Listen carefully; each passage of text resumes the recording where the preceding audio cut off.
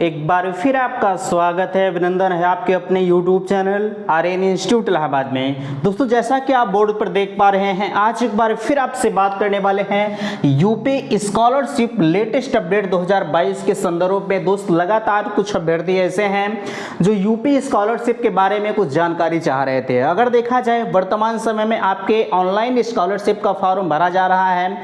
उस स्कॉलरशिप के फॉर्म में आपको आ रही समस्या के बारे में आज थोड़ा सा अवगत कराना चाहते हैं।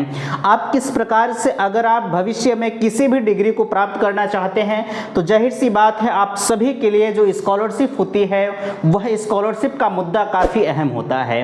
मीन्स कहने का मतलब यह है, अगर आपने पढ़ाई कर रहे हैं तो उसमें एक जो आपकी स्कॉलरशिप आती है, कहीं ना कहीं आपकी जो आर्थिक स्थिति होती है वह आपकी मजबूत करती है। खैर देखिए, यहाँ लिखा गया है स्कॉलरशिप के लाभ के लिए यह वीडियो आप जरूर देखें। बिल्कुल, अगर आपने स्कॉलरशिप का फॉर्म भरे हैं या भरना चाहते हैं तो आज का यह वीडियो बहुत ज़्यादा से ज़्यादा 5 से 7 मिनट का वीडियो होगा, लेकिन आप सभी के लिए बिल्कुल महत्वपूर्ण वीडियो यह साबित होगा। ठीक है, देखिए सबसे ऊपर लिखा जा रहा है, इन सभी कमेंटों पर मैं आपसे बात करूंगा।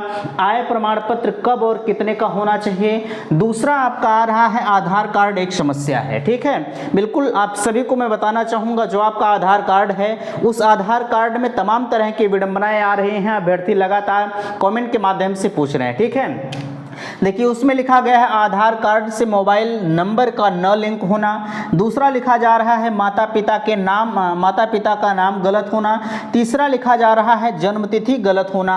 यहाँ गलत 2 बार लिखा गया है। ठीक है, और आगे आप देख पा रहे हैं खाता नंबर का आधार से न लिंक होना। ये सभी समस्याएं आपके लिए हो सकती हैं। ठीक है, इन सभी बातों को मैं बेहतरीन तरीके से आप सभी को समझाऊंगा। अच्छा, एक चीज मैं जरूर कहूंगा, सबसे पहले आप यहाँ देखिए कि यहाँ लिखा गया है आय प्रमाण पत्र कब और कब का होना चाहिए या कितने का होना चाहिए। देखिए मैं आपसे बताना चाहूंगा, आपका आय प्रमाण पत्र जो होना चाहिए वह जितना पहले का बना हो। पहले का मतलब यह है कि अगर आप 2022 सत्र में जो स्कॉलरशिप का फॉर्म भर रहे हैं तो आप एक चीज की कोशिश यह कीजिएगा कि जो आपका आय प्रमाण पत्र हो 2021-2022 का बना होना चाहिए। ठीक है, वैसे अगर देखा जाए जो आपका आय प्रमाण पत्र है संभवतः 3 साल के लिए वैलिड होता है, लेकिन मैं आपसे कहना चाहूंगा 150 रुपए की बात होती है। आय प्रमाण पत्र अगर आपका 2022 का है, ठीक है, अगर आपका 2022 का है तो आपके लिए कहीं ना कहीं यह सुविधाजनक प्राप्त होता है। ठीक है, तो कोशिश आप यही रखिएगा कि आपका आय प्रमाण पत्र 2022 का बना हो तो आपके लिए कहीं ना कहीं फायदेमंद है। वैसे 2021 का भी चल जाएगा, लेकिन आपकी कोशिश अगर है तो ठीक है। ठीक है, अगर नहीं बन पा रहा है तब भी कोई दिक्कत नहीं है, आपके पास 2021 का है तो आप उसी से भर दीजिएगा। नेक्स्ट अगले साल जब आप फॉर्म को फिल करिएगा तो उसमें आप जो लेटेस्ट आपका रहेगा उससे आप अपडेट करवा दीजिएगा। ठीक है, चलिए हम आपसे बात करेंगे आपका जो आय प्रमाण पत्र है वह कितने का होना चाहिए।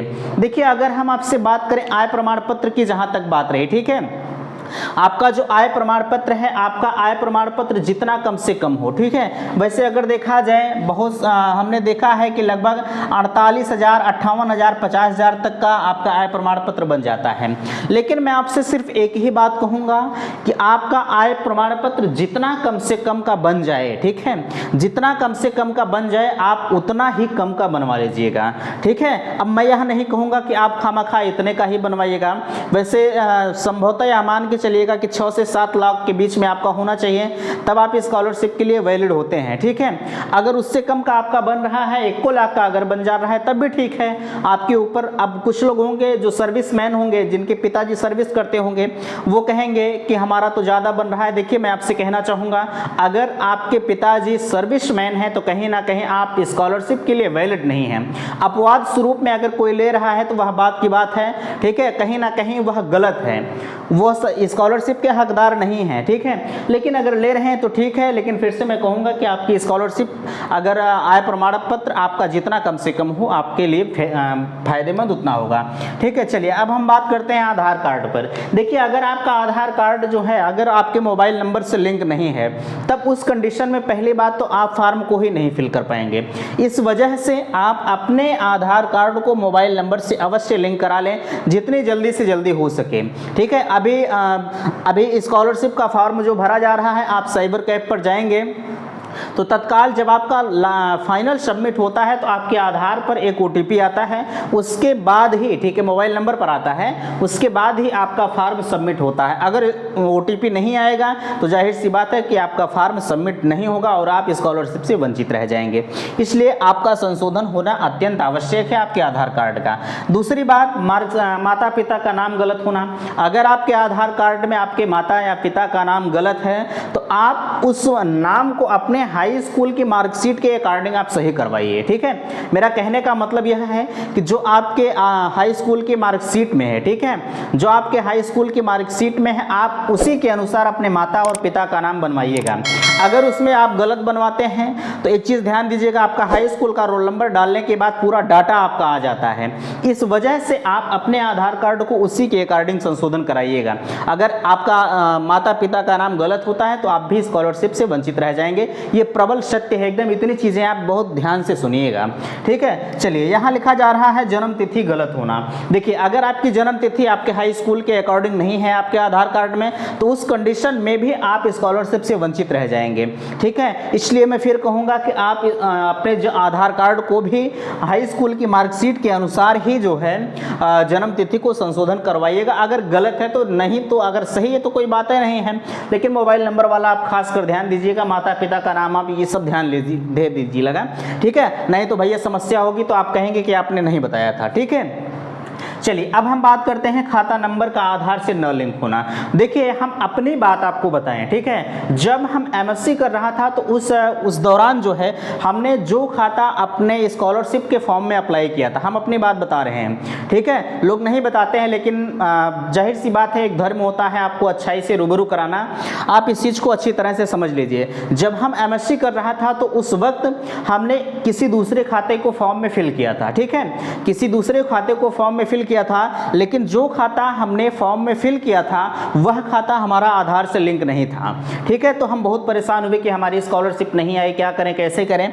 तो जब हमने दूसरे खाते को अपना चेक कराया जो खाता हमारा आधार से लिंक था तो हमारी स्कॉलरशिप उसमें आ गई थी, ठीक है। तो हमारी स्कॉलरशिप उसमें आ गई थी। तो इस कंडीशन में मैं आपसे कहना चाहूँगा कि आप अपने जो खाता आप फॉर्म में फिल कर रहे हैं, ठीक है, जो खाता आप फॉर्म में फिल कर रहे हैं वो खाता आपके आधार से लिंक होना चाहिए। यह चीज़ ध्यान दीजिएगा। अरे ऐसा नहीं है कि अगर नहीं लिंक है तो वैसे आना बहुत मुश्किल होता है, ठीक है, लेकिन कोशिश यही कीजिएगा, अगर दूसरे खाते में लिंक है तो आपका दूसरे खाते में आ जाएगा, लेकिन उस खाते में मुश्किल होता है। इसलिए मैं फिर से कहूँगा कि आपने जो खाता अपने फॉर्म में फिल किया है कोशिश यही रखिएगा कि हमारा वो खाता हमारे आधार से लिंक हो तो हमारे लिए बेहतर होगा, ठीक है। उम्मीद करते हैं कि बातें आपको समझ में आई होंगी, ठीक है। अगर किसी भी प्रकार का कन्फ्यूजन्स है तो आर्यन इंस्टीट्यूट इलाहाबाद के नाम से जो है टेलीग्राम और इंस्टाग्राम ID बनी हुई है, आप उस पर संपर्क कर सकते हैं बिना झिझक के, ठीक है। वीडियो पसंद आया होगा तो प्लीज़ चैनल को सब्सक्राइब कीजिएगा और वीडियो को अपने दोस्तों में शेयर कीजिएगा जो लोग यूपी स्कॉलरशिप 2022 में फिर से लाभ लेना चाहते हैं। पिछली बार का रिकॉर्ड अगर देखा जाए तो सरकार के पास संपत्ति की कमी के कारण जो है आपकी स्कॉलरशिप नहीं आई थी। हमारा और आपका धर्म है स्कॉलरशिप का फॉर्म अप्लाई करना, उनका धर्म है देना, नहीं देते हैं तो हम आप कुछ नहीं कर सकते हैं। हाँ, मैं इतना आपसे ज़रूर कहूँगा, आप फार्म को भरने के बाद 1-2 महीने बाद आपका एक स्टेटस आता है, आप उस स्टेटस को लगातार चेक करते रहिएगा। जैसा भी होता है आपके स्टेटस में बेहतरीन तरीके से सब कुछ दिया होता है, ठीक है। वीडियो समाप्त करते हैं। थैंक्स, धन्यवाद।